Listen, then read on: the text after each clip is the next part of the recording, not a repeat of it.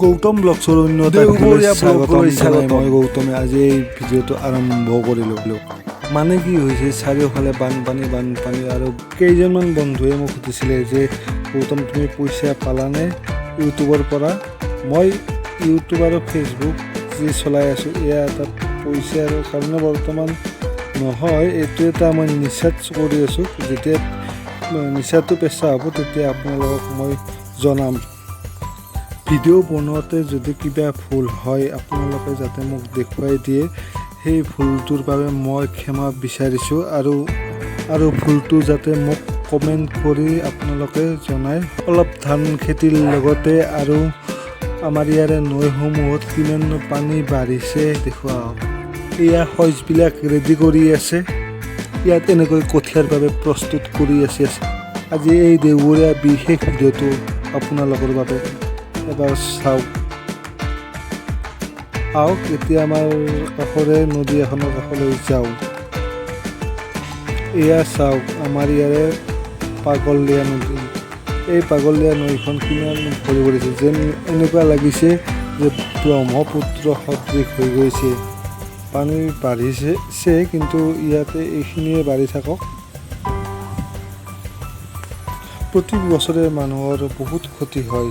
আমাৰ এই নদীটোৰ পানী প্ৰতি বছৰে বাঢ়ি আহে আৰু আজি অলপ পানী বাঢ়িছে, আজি পুৱাইৰ পৰা অলপ বঢ়াও মই দেখিছোঁ।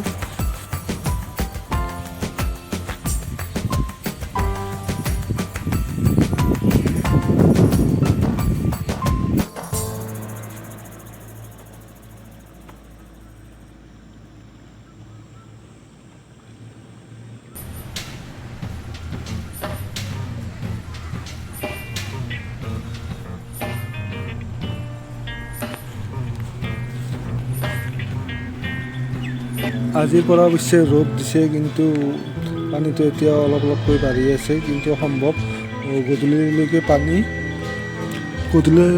কমিলে ভাল হয় আৰু যাতে এই জলদেৱতা সেয়া আগবঢ়ালে। শেষত মই এটা কথা ক'ব বিচাৰোঁ, মানুহৰ মাত্ৰাই ভুল হ'ব পাৰে, আপোনালোকে দেখুৱাই দিলে মোৰো ভাল লাগে। সেই ভিডিঅ'খিনি যাতে মই আপোনালোকক তেনেকুৱা ধৰণৰ ভিডিঅ' প্ৰস্তুত নকৰোঁ।